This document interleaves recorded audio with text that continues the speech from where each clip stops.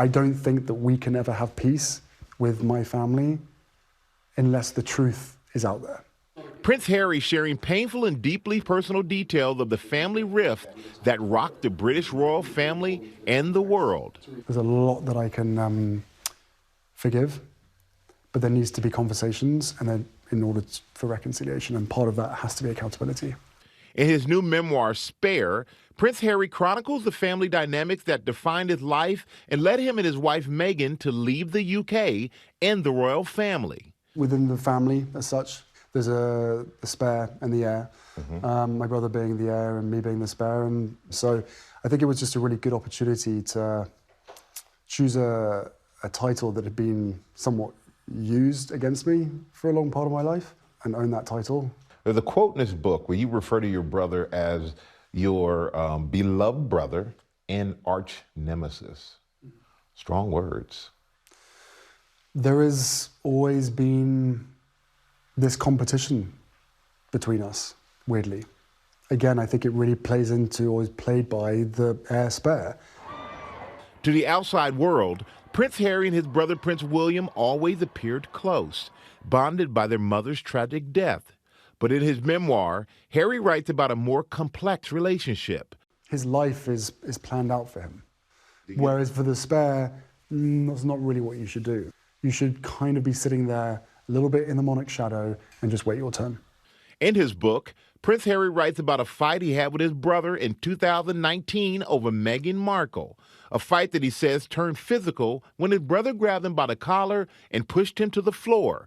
Harry writes it was a relationship that had tension. You speak about your brother and the argument, there were fights, almost as if you should do what I tell you. No, he didn't. It wasn't, it's not to say that by him saying, no, you can't do this, that there's a rule that says that I can't, right? It was more sort of a brother, I guess, competition. You get a chance to tell your story now. Your brother may never have that chance to tell his side of the story. Are you sympathetic to that? Yes, 100%. And I think, you know, after I've done this, the book comes out, I would hope that other members of the family feel as though they can write their own book. How would your mom feel about your relationship with your brother now? I think she would be sad. I think she'd be looking at it long term to know that there are certain things that we need to go through to be able to heal the relationship. But do you think you have any responsibility in the breakdown of the relationship? I'm without question, I'm sure. But what people don't know is the efforts that I've gone to resolve this privately, both with my brother and with my father, constantly for the last 6 years, but especially the last 2. I think my mother would realise the missed opportunity with Meghan being part of the institution, part of the monarchy. And I think she is looking forward to the time when William and I see eye to eye and are joined at the hip again. Some critics are going to say, well, you're taking private struggles and you're bringing them into the public and you're making money off of them. For me, having seen my family and the institution's part in constantly feeding the British press with lies, mistruths, disinformation, the way that I can correct those mistruths is by writing something, the truth, in one place without going through the same people that they chose to go through. Harry reserves much of his frustration for the British press, claiming members of the royal family refused to set the record straight on false reports, especially about his wife Meghan, shifting the negative spotlight onto her in order to protect other royals. They pitched the Waleses, right, of which Kate and William are now, against the Sussexes, me and my wife. They pitched Kate and Meghan against each other. Harry says women who marry into his family face intense media scrutiny, but when it came to Meghan, he says the British press used her race against her. My wife is not visibly black, but that's who she is. The way that they speak about her and the way they treat her is incredibly relatable to everybody else of color. With the paparazzi playing a role in his mother's deadly car crash, Harry says that he fears the relentless British media coverage of his family could endanger Meghan and their son Archie. I'm trying to put a stop to this because I can't ever imagine, and I don't want to imagine, history repeating itself, right? By 2020, they had had enough. Harry writes that he suggested a possible solution to the royal family, a hybrid proposal that would have allowed them to split their time between Canada and the UK while still serving the Queen. We didn't want to leave. We wanted to carry on serving the Queen. There was no compromise with the family? No, there was no compromise, which was really sad because I still to this day believe that this was entirely possible. Recently, you lost your grandmother. Did she ever express that she was upset at you? For what? Or wanting to change your role within the family? My grandmother and I had a very good relationship, but I had many, many conversations with her, both in the UK over the years, in the run-up to the point of this change. She knew what was going on, she knew how hard it was. She never said to me that she was angry. I think she was sad that it had got to that point.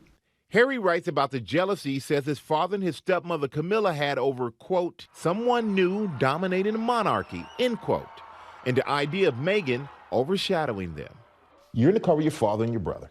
Kind of casually brings up Meghan, and then casually drops in that he doesn't have enough, he wouldn't be able to support you both. How did that make you feel? Where did that come from? My father was ultimately responsible for both me and my brother and our partners and our families. So it did seem a little bit strange that somehow the rules were being changed or that I was being guided on a very different path, or at least my partner was being guided on a very different path, should we end up getting married. Prince Harry also opened up about his feelings for his stepmother, now the Queen Consort. When your father married Camilla, you wrote, I had complex feelings about gaining a step-parent who I thought had recently sacrificed me on her personal PR altar. What had she done at that point, you felt? I have a huge amount of compassion for her, being the third person within my parents' marriage.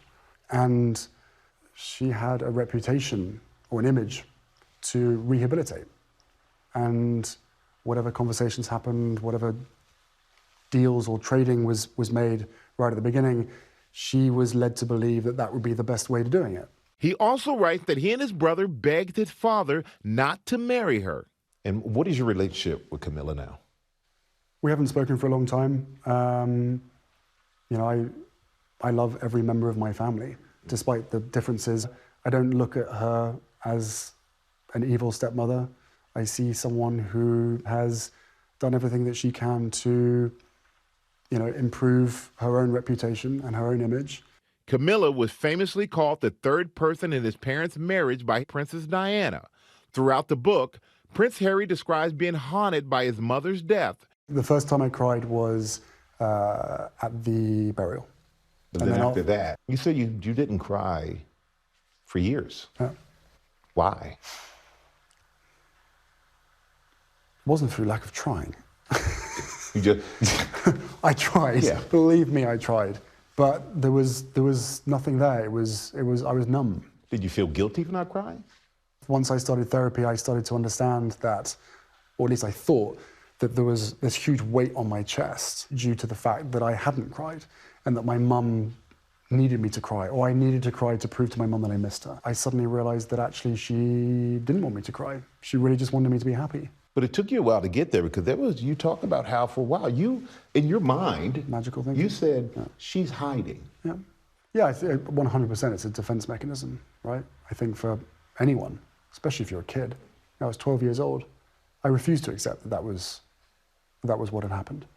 Harry, recalling a visit to his mother's grave in 2017 and a candid conversation he says he shared with his brother. He felt as though she was very much in his life and helped set him up, and that he felt as though she'd now moved over and was helping me set my life up.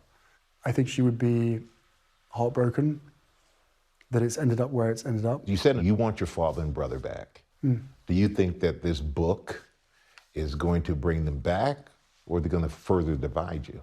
I have thought about it long and hard, and as far as I see it, the divide couldn't be greater before this book. But I genuinely believe that if me and my family can reconcile, can put our differences behind us, but first there needs to be conversation and accountability. And if that doesn't happen, then that's very sad. But I will focus on my life, my amazing family that I'm so grateful to have, my 2 kids who are bouncing up and down me this morning. I'm not angry anymore. There are things that will still anger me, but I'm not angry anymore because I am exactly where I'm supposed to be. Our thanks to Michael. We received a response from the law firm representing Buckingham Palace earlier today, saying that the palace needed to, quote, consider exactly what is said in the interview and the context in which it appears, end quote, and asked that we supply them immediately with a copy of the entire interview. But we do not do that as a matter of policy at ABC News. Hi, everyone. George Stephanopoulos here. Thanks for checking out the ABC News YouTube channel. If you'd like to get more videos, show highlights, and watch live event coverage, click on the right over here to subscribe to our channel. And don't forget to download the ABC News app for breaking news alerts. Thanks for watching.